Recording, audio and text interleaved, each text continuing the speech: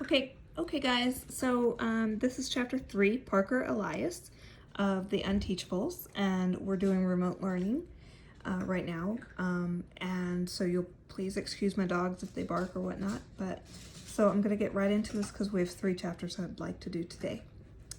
I love the sound of the pickup truck makes when I'm trying to read through the camera, so that may not work. Okay, I love the sound the pickup truck makes when the motor roars to life. If it's even cooler now with the little muffler problem. But that'll only last until Mom and Dad save up the money to get it fixed. Even without the extra noise though, it's still awesome. I look down at the button. You see the way the button looks. Be kind of hard to read that. I understand. You'll understand. If there's any parents following along, you can tell them what my reading disability is. For those of you who do not know what a muffler does, I don't exactly know what it does, but I know when it's missing, a vehicle gets very, very loud and noisy. So that's the way he sees the button. It said, he goes on to say, sorry to get that, there you go. That's what I saw the first time anyway. Now I know that it really says engine stop start.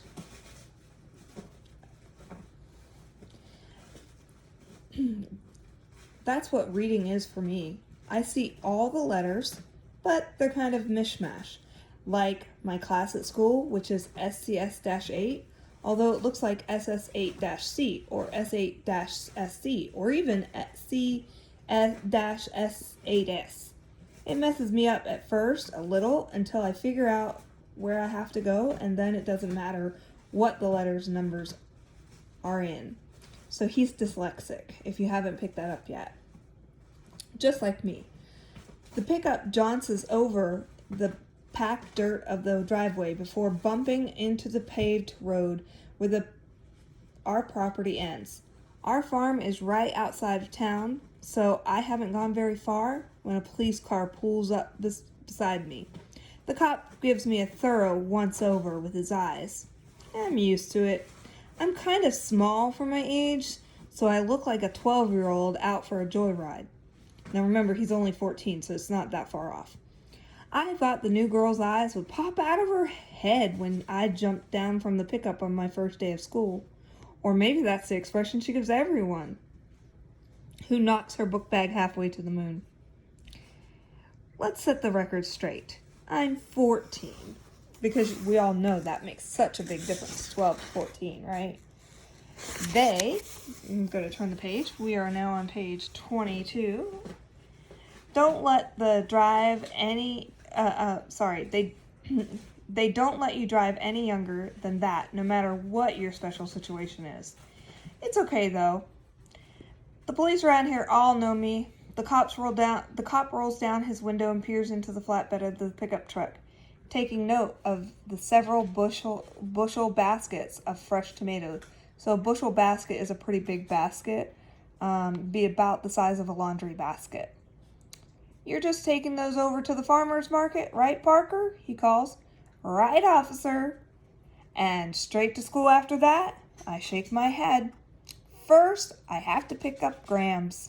The cop frowns. Grams? My grandmother, I explain.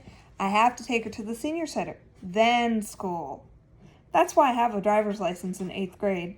It's a provisional license. Remember, we talked about that. That means it's only valid in certain circumstances. Although provisional, he says he has a provisional license. Although to me, it usually looks more like, look at that, rival Snoopy license. I'm allowed to drive the pickup so long as it's for the farm business or for Grams, who's pretty old and sometimes kind of confused. No offense. Uh-oh, my dogs are getting worked up, sorry. My folks both worked crazy hours on the farm, so I'm the only one who's free to pick up her at her apartment and take her to the center, where she hangs out all day.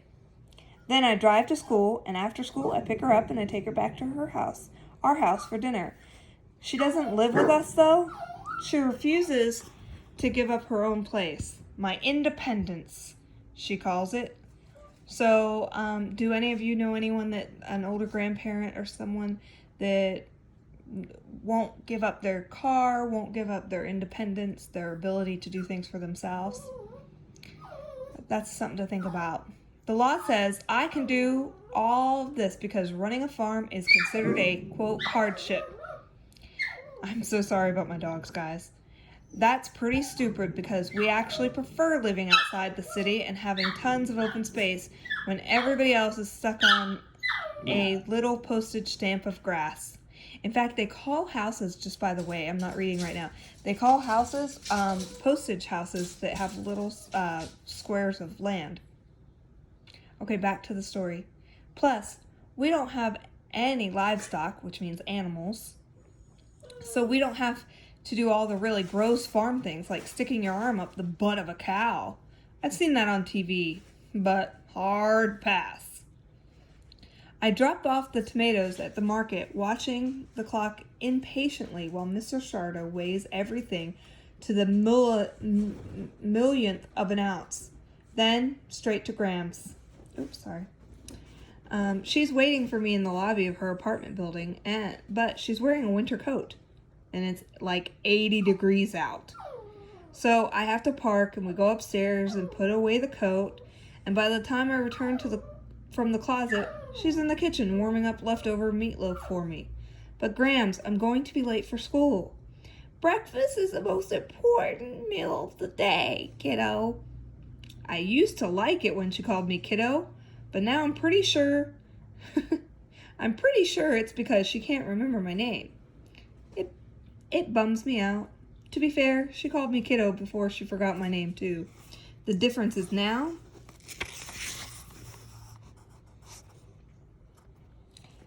it's the only thing she calls me. I already had breakfast, I tell her. You want mashed potatoes with that? She asks. It won't take long. No thanks. This is fine. I eat the meatloaf. It's actually pretty good. Grams can still cook, even if she's forgotten most other things. She's been knitting me a sweater for the past 3 years that she can't seem to finish. I've gotten a lot bigger in that time, but it's okay because so has the sweater. It's draped over the back of the couch. A mass of drop stitches, meaning holes, hanging strands, and random colors. It looks like a giant psychedelic wool amoeba. Amoeba is a one-cell organism. So it's just like a big oval kind of thing with things sticking out all over it. So the next paragraph. I gulp down the food as fast as I can, but it still throws off the schedule. By the time I drop Grams off at the senior center, I can already hear the bell ringing at school. With my grandmother, there's always something to slow you down. If it isn't meatloaf, then she's buttoned her blouse the wrong way. Or she's wearing slippers instead of shoes. Or she's waiting for Grandpa to come home, even though he died a long time ago. I'm used to being late. Grams is worth it. But it's my 4th time already, and it's only the first week of school. Yikes. 4 times in the first week of school. That would be pretty bad. I think our school would probably give you silent lunch for that. I barrel around the streets, busting the speed limit by a lot, and blowing at least one stop sign. I screech into the school parking lot, leaving a small mark on the side of Mr. Sarkassian's BMW. Not good. Carefully, I back out and find another spot. This one on the opposite side of the lot. Whoops. I pull out my trusty can of Scratch Guard out of the glove compartment and rub the evidence off my front bumper. Then I work on the Beamer a little. Not perfect, but it should keep Mr. S from noticing the damage long enough for him to have absolutely no idea where it came from. Well, that's not very nice. I know I've come out of a place and had my car with a ding, and it kind of irritates me. But anyways, next paragraph. This is usually the part of my day that starts to go downhill. I love getting to school, the driving and all that, but once I'm here, not so much. There's no problem with the building, and the teachers are okay, I guess. It just happens to be a place where I'm bad at everything that's considered to be important. It's a long walk to room 117. I take it slow because who wants to rush to somewhere you hate? Ooh, I feel ya. If I hate doing something, it makes it really hard for me to be motivated to do it. And I think some of you guys may feel the same way as Parker. Remember, his name's Parker Elias. I'm already late though, so I open the door and walk inside. Before I know it, my feet slide out from under me and wham! I'm flat on my back on the floor. It gets a big laugh and a scattered applause from the 6 kids who are already there. The only person who doesn't react is our teacher, Mr. Kermit. He never lifts his face from the New York Times crossword puzzle. He's super paying attention, isn't he? Okay, trying to make sure my page focuses. Okay. Except occasionally to take a sip from a humongous coffee cup. Remember they called it the toilet bowl, the teachers? And that's not just today. He's like that all the time. Yesterday when Barnstorm chucked at one of his crutches and shattered the globe, the teacher didn't so much as flinch. Not even when the Horn of Africa bounced off the side of his head. You could probably set off an atomic bomb on his desk and he'd never notice. I scramble up, but when I turn back to the doorway to see what tripped me, I go down again. On my face this time. I can smell the floor, and I taste a little. There's butter all over it. Who greased the floor? I howl. The kids laugh with laughter, enough to penetrate the cone of silence and capture Mr. Kermit's attention. He glances up, sees me flopping around like a fish out of water. Take a minute and picture that. And he goes back to his puzzle. If he's not the worst teacher in the world, he's definitely in the bottom 5. Most embarrassing of all, Kiana has to rescue me. She's the girl whose backpack I hit with the truck. She hauls me far from the buttered area that I can stand upright again. My shoes are still a little slippery, but at least I can walk to my desk. Kiana turns to the rest of the class. Who did that? Raheem, who's fast asleep, lifts his head off the desk. I'm sorry, I'm trying to get the full page in there. So Raheem, who's fast asleep, lifts his head off the desk, looks around like a deer in the headlights. Did what? Let it go, I murmur, red-faced. Why should you, she demands. Somebody buttered the doorway. Mr. Kermit's not going to stand for that. An absent-minded comes from the direction of the teacher's desk. Shh! I drag my broken body into my chair. Who's the mystery prankster who almost put me in intensive care? Plenty of possibilities in this class. Barnstorm, the injured sports star. He gets away with everything. At least he did until they put him in SCS-8. Aldo, the jerk who flies off the handle every time the wind blows. He must have anger issues. Elaine, I sneak a look over my shoulder at the scariest girl in 8th grade. Oh, please don't let it be her. Elaine rhymes with pain. And I'll probably never find out who buttered the floor. If it was Elaine, I don't want to. When I glance up, Mr. Kermit is standing in front of me.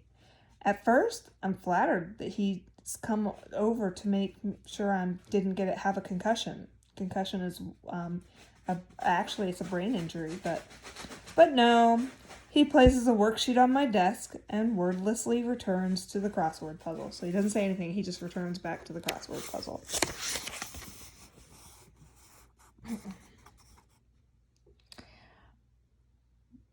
That's what we do in the special self-contained 8th grade class. At the beginning of each period, Mr. Kermit hands us each a worksheet. No one does them.